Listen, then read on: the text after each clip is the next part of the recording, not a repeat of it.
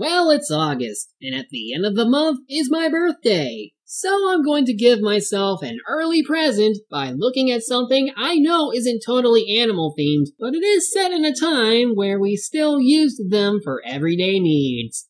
That's right, we're looking at the 1994 Flintstones movie. The Flintstones. Besides Scooby-Doo, the Flintstones was the other Hanna-Barbera cartoon series I would watch all the time. And looking back on it, despite having incredibly dated humor and animation, especially the animation, it was still a pretty fun sitcom-based cartoon. Now about this particular movie. The film was directed by Brian Levant, whose history in films is...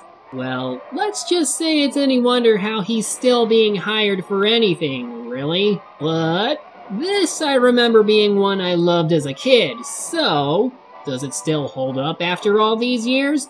Or is 20 years just too far dated for something millions of years in the making? Let's find out. This is the Flintstones. Now the film has a pretty odd way of opening up. I mean, they would have their own recreation of one of the show's openings, but before that, in which we get a nice look at the set and costume designs, we also get plot exposition that you would think would come after the intro, but it's shown now, so it makes for an awkward transition, as you wonder, is this just stuff that should have been within the movie within a movie that the Flintstones in the intro see, or is this just bad writing? Well, no matter. We meet our I'm so obviously bad that I'm going to spoil my evil plans to you within the first 2 minutes villain, Cliff Vandercave, played by Kyle MacLachlan, who was a senior executive at Slade & Co. He and his secretary Sharon Stone, played by Halle Berry, aka Storm from the X-Men movies,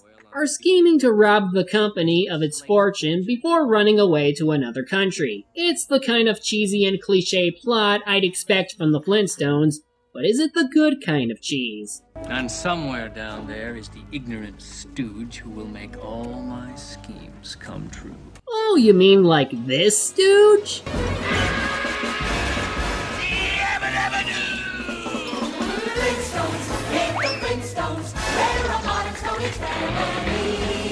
Yeah, major props have to go out for doing a rather nice recreation of the intro. It might not run as fast as the original, not to mention the dated CGI that thankfully is overshadowed by practical effects. It's still a pretty fun moment nonetheless. Also, John Goodman is Fred Flintstone. Oh god, there couldn't have been a more perfect role for him. To me, John Goodman is Fred. After all, he makes everything better. What the... Hey!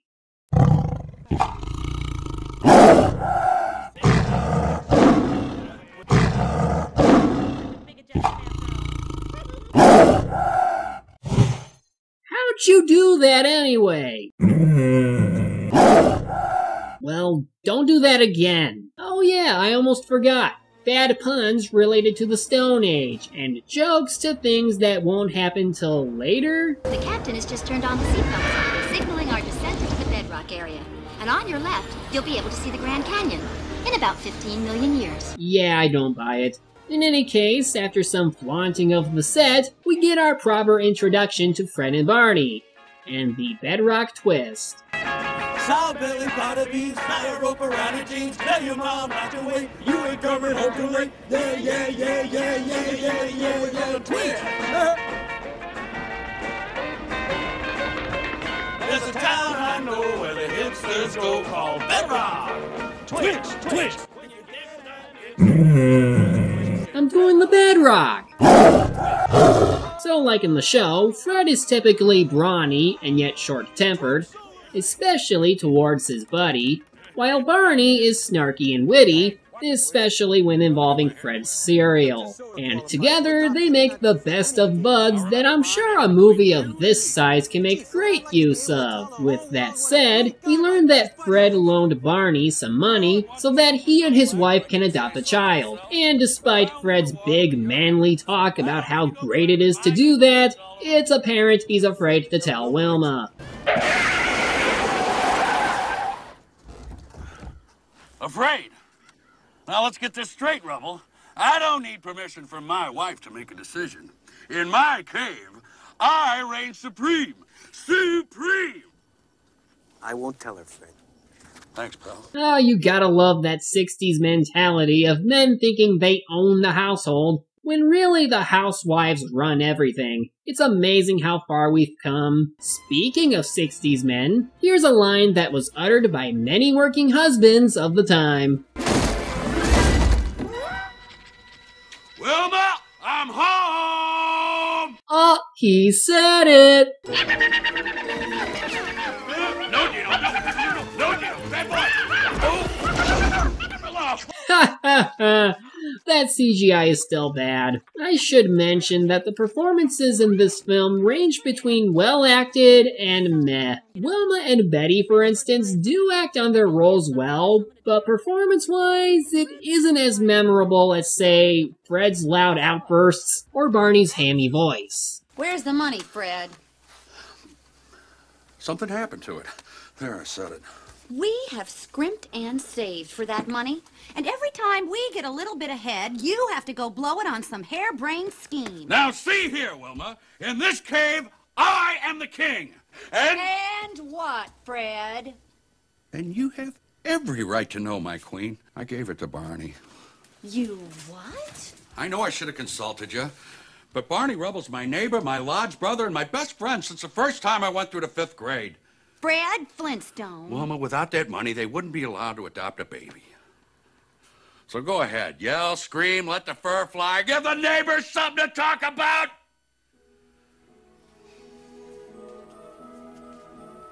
What you have just done for the Rubbles is the sweetest, most generous thing I ever heard. And I adore you for it. Which is rare considering how often his cereal gets stolen. I also bought a new bowling ball. So, after that bit of fun, the Rubbles end up adopting this little ball of energy, Bam Bam, an orphan who was apparently raised by mastodons. Surely a wild child with superhuman strength couldn't possibly lead to hijinks, now would it? Oh, it did.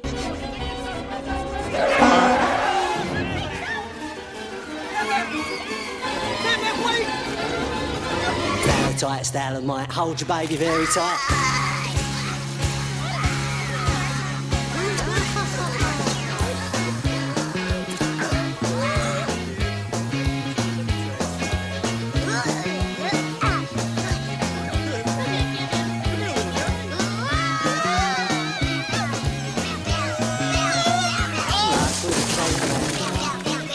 Roll with the caveman.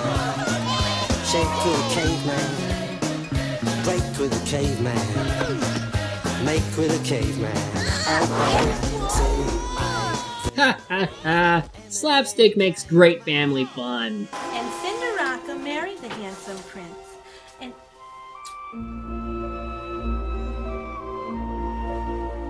And it only took them a few months to tame him. Well, time for bowling. And of course, Fred is the master of the Twinkle Toe method, which helps him win the game for the Water Buffaloes. And with it, a special toast from Barney. Since I was just a lad of 10, I've had the very bestest friend. He may be big, he may be loud, so you'll never lose him in a crowd. But for my friend, the special part is what's behind his ribs, his heart. I owe my son to him, and now I stand before my peers and vow I'll pay him back someday, somehow. Care to join me in a cold one? Love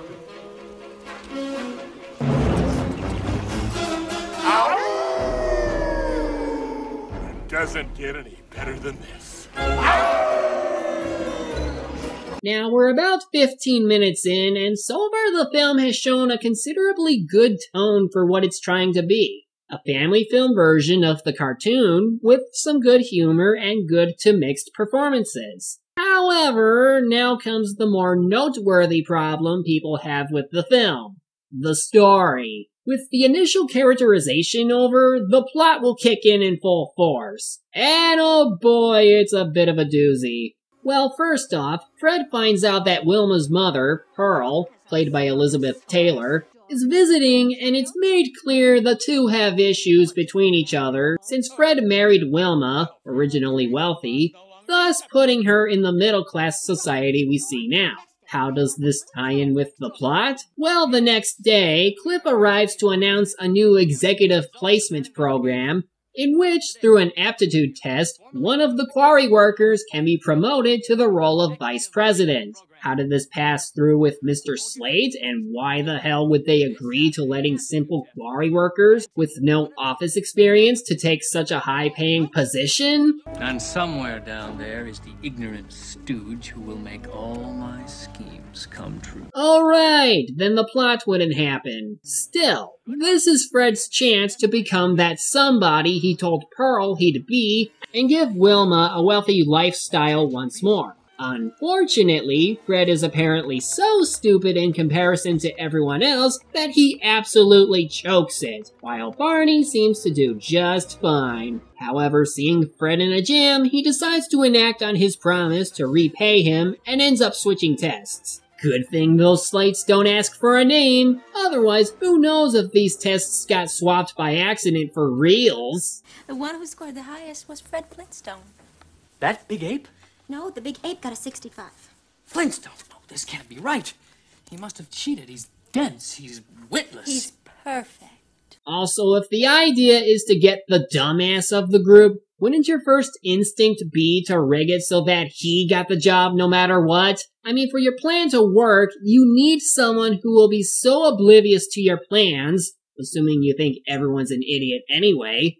But if it's Fred, then why even complain if it means nothing but success? Logic, guys! You can still use it even in the Flintstones! And so, with the results in, Fred is picked. He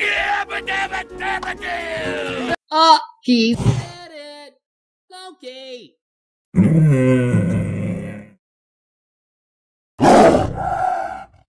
So after looking all snazzy in his new office attire, and promising to try and give the other workers some vacation time, Gee, Fred, I'd settle for them little packets of ketchup for the lunchroom. and that too, he heads to his new office inside the main building. Am I interrupting? Not at all. Fred, I'd like you to meet your new secretary, Miss Sharon Stone. My secretary? Personal secretary, Mr. Flintstone. That is, of course, if you want me. I'd like you to know that I enjoy working long hours, late nights, even weekends. So feel free to use me however you see fit. You better not exceed the PG rating now. He even gets his own Harvey Korman bird. Yeah, there are quite a few big-name actors in this movie. Dan Florek, John Winters, Jay Leno, even William Hanna and Joseph Barbera make cameos in this movie. Anyway, while it looks as though Cliff could easily have Fred embezzle the company at any time, he wants to make sure he's willing to do anything they say. And the first thing they have him do? I want you to fire Bernard Rubble. Done! What? Fire Barney? Why? Well, for starters, he scored the lowest on the management aptitude tests. He's an imbecile. The company can't afford to have dead weight like him on the payroll. But Mr. Vandercave, he's got a new kid. A mortgage. I'm his best friend. I can't. Fred, if you don't fire him, I will. And then I'll fire you. It doesn't help him either that the Rubbles decided to throw him a party congratulating his success, which only adds on to the guilt of what he eventually ends up having to do. You're fired. Fired?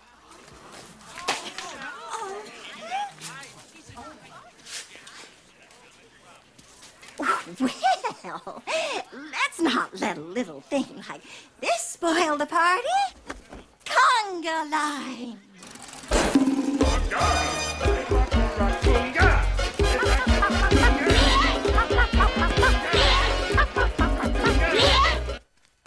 Don't worry about me, Fred.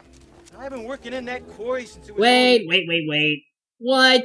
Can we just skip a step? You're not supposed to be in denial until after you inquire why Fred was reluctant to fire him on the spot. Yeah, you ask after and find out it's from having the lowest test score, but still, it kind of dampens some of the character development for these two. Then from there we have, well...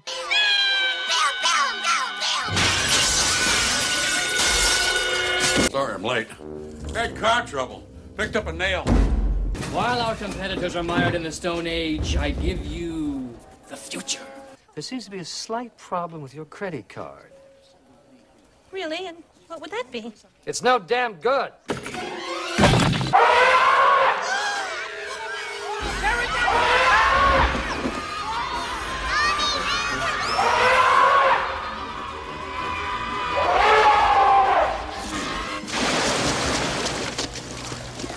Yeah, and I'm starting to see why critics say the story is too adult to be a family film. The issues with debt, the business robbery, the contraption that will somehow allow them to build housing units faster than the quarry workers, even though you would still need them to get the materials for them, the pterodactyl poop, the unsightly foot gag. It's starting to get a bit more complicated and somewhat immature, where not many younger viewers will get what's going on. That Flintstones charm of using the fictional environment for wacky humor and one-liners starts to slowly fade back a bit in favor of the kind of comedy adults are used to seeing. Like here, when Fred is asked to sign some contracts. You know, we remodeled our kitchen a couple of years ago, and let me tell you, contractors can be real pirates. I'm gonna read these over. No. You're much too busy for that, Mr. Flintstone. Besides, reading is my job.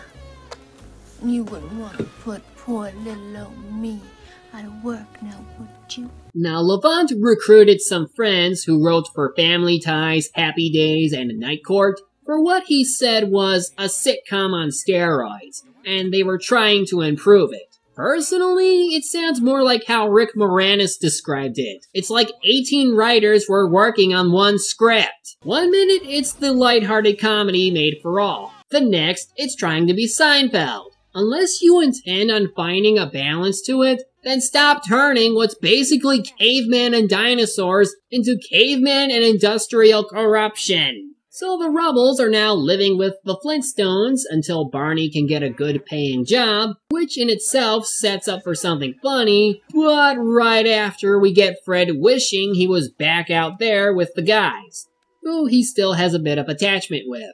Not to mention, he seems to think that the thing Cliff wants built will put them out of work. Gee, maybe this stooge isn't as dumb after all. Hell, even Sharon starts sympathizing with him. And you do, don't you? Are you kidding?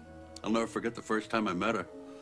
She was working at a restaurant, and I won this all-you-can-eat contest, and she was the one to clean me off. Every night I go home and I look at her and I think, what is a beautiful woman like that doing with a big galoot like me?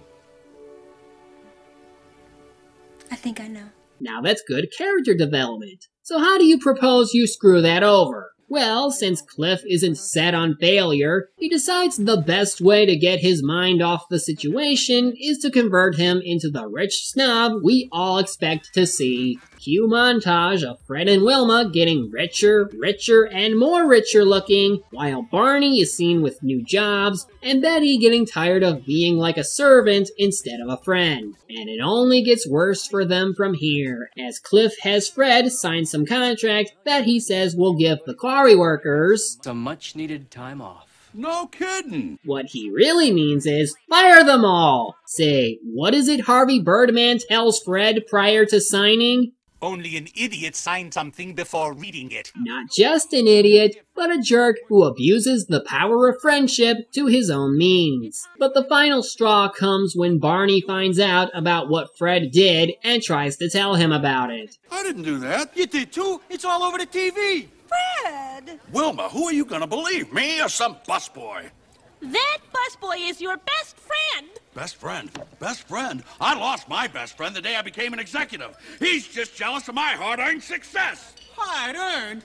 Tell me something, Mr. Vice President. What's a graduated inventory plan? Huh? How about supply and demand? Hey, Fred, what's 2 and 2? I didn't come here to talk business. I'm out with my wife. Now, get me a clean spoon. The only reason you got that job is because I switched tests with you. Oh, Barney.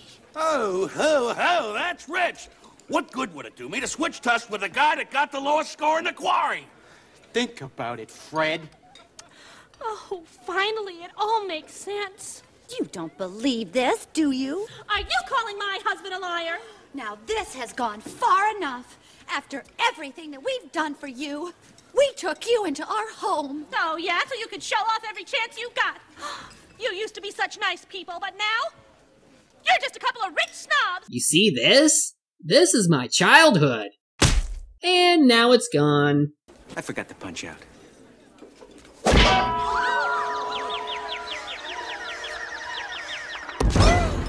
So the Rubbles end up moving out, leaving Wilma sad about the things she said to help make it happen as her friends go bye-bye. Cue angry housewife mode. We'll make new friends. There's 4,000 other people in this world. Who needs the Rubbles? I do. But I'll tell you what I don't need. I don't need this necklace. You know, I don't need this lamp. And I don't need this television set. Not the TV. It's gonna take you hours to clean up this mess.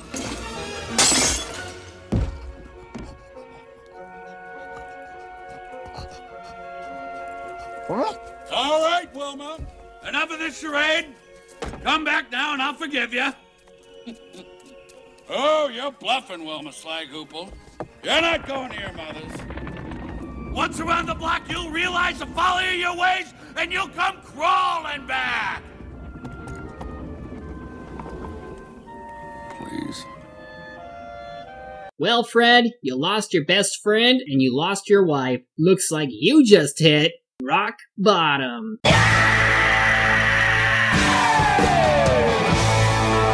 So with every worker against him now, Fred goes to the file room to look at the contract he signed and realizes he's been made a fool of, and plans to tell Mr. Slate. However, aside from having everything signed under his name, the money he supposedly took from them, he already spent it on all those fancy new attachments and crap. So yeah, inadvertently, he's now an embezzler. Later, back at Fred's house, where apparently Wilma and her mother decided to go back to... Why? Is it because of what Fred did? Debbie returns, saying Wilma shouldn't have to go through this alone. But since they need something to do, well, opportunity comes through television. Also, hi Sam Raimi. Mother, that man is not my husband. That's right. He plays Dr. Gravelman on The Young and the Thumbless. Fred might be a lot of things, but a thief is not one of them. So they basically sneak into Fred's office to find his dictabird, as they think he knows what really happened, though he has to be persuaded. With me. Now let me share something with you. Maybe I can reason with him. Who's that? That's Flintstone's wife. What would she want with a stinky old son of a brachiosaurus? Well, Cliff, I guess you haven't thought of everything. I agree. Considering that animals are somewhat sentient, and this one in particular is assigned to keep things to memory, wouldn't you think disposing of potential evidence should have come to mind? Meanwhile, Fred tries to lay low from the police by going where the other laid-off workers are. Yeah, great idea. Hide with the very people you fired who even say want to kill you. Even better, he doesn't even try to hide his orange skin vest. Stupid! You're so stupid! Flintstone! Flintstone! It is Flintstone! Wasn't this a great plan? Run, run, run as fast as you can. I'm better mean, I devise the plan. I'm sick, I'm whack, I'm a maniac. I'm touched, I slapped, I'll bust a cap. So run, run, run as fast as you can. a snow cone? Who drives a snow cone truck in the middle of the night? No wonder you keep losing jobs. You fail at them constantly. In his anger, he blurts out how it was because of him that Fred got everyone into this, and thus must now share the death penalty. This gives them enough time for reconcile. Look, Barn, I know you're still a little mad at me. But I want you to know that if I had to have someone hanging next to me, I'm glad it's you. I guess switching them tests didn't turn out much like I planned, huh, Fred? I'm a loser. No, you're not. What, this makes me a winner? No, but you're the best friend a guy ever had, and that makes you a winner in my book, pal. Me, I'm just a big jerk. Everybody loves you, Fred. Except, of course, for this lynch mob. Oh, Barn. Oh, Fred. Aw, they made up. Well, time to die. Oh, but wait a minute. Angry housewives to the rescue. Take that, tree. I demand an apology. Apologize to a bird? Not Fred Flintstone. I had hoped we might be colleagues, but instead you've treated me as if I were an ordinary piece of office furniture. I may eat bugs, but I have feelings, Mr. Flintstone. And you hurt them. So, sorry. I don't think they heard you in the back. I'm sorry. Pardon? I'm sorry! I'm sorry! And so, with the truth told to everyone, it looks like Fred's name will be cleared by morning. Want to see your kids again? Bring the Dictabird to the quarry at dawn. No police. No one steals my pebbles and gets away with it. You mean your daughter? So Fred and Barney confront Cliff to try and get their children back, in exchange for the Dictabird. While they reluctantly do so, Cliff turns on the machine anyway, so they have to go rescue them. Especially considering they break the lever to shut it off. Time for cartoon antics!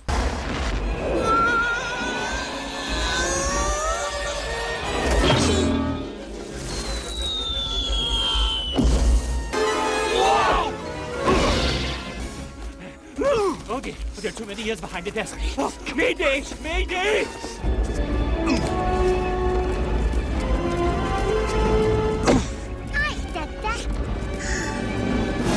You did it! You called me Dada! Oh, Barney, you lunkhead! You had one job, Barn! One job! So Fred finally uses his pea-sized brain of his to come up with a plan. But before he can, the Dictabird returns to him after escaping Cliff, who was about ready to stone him. Not sure if that would kill him, but whatever. Sharon stops him since she had plenty of time to redeem herself. Barney wakes up just in time as Fred changes the trajectory of the catapult so that it destroys the machine, and the three escape. That Fred takes care of Cliff through the Twinkle Toe toss.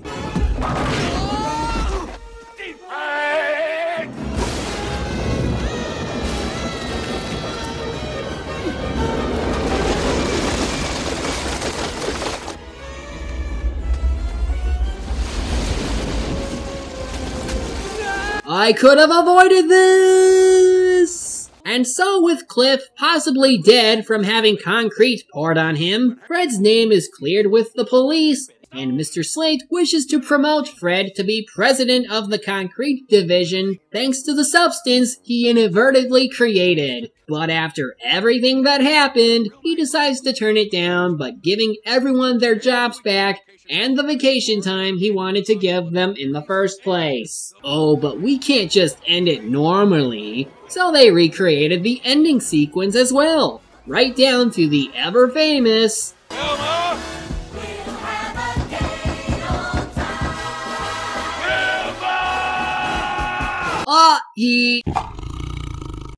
Okay, you get the idea. But yeah, that was the Flintstones movie, and to be honest, it's not as great as I remembered it, but even so, I still enjoyed this film. However, I do see the problems that everyone mentioned. First off, while the story and tone begins like a lot of family films, and one I would see this best working like, it starts to change tones rapidly as it tries to cater to the plot that, while cliché, they try too hard to keep up with what would be acceptable for Flintstones material. This makes jokes and gags seem out of place at times, even though really it's the plot that would feel out of place. The character development is done somewhat badly here as a result of this, since it makes some moments feel out of character instead. But with that said, I really love the set pieces. They did well in making the world seem as close like the original cartoon as they could, and even added their own touches whenever they could. Again, the acting can be very good, and John Goodman absolutely nails it as Fred. Apart from that, I'd say that whatever humor there is, which is a lot, and the performances he brings is worth it enough for me to come back despite the problems presented. It's probably one of Levant's better made films, even if the eventual prequel was failed at repeating what this movie did. So if anything, it's worth the watch. I'm the Media Hunter. Media's my prey, and reviewing them my way.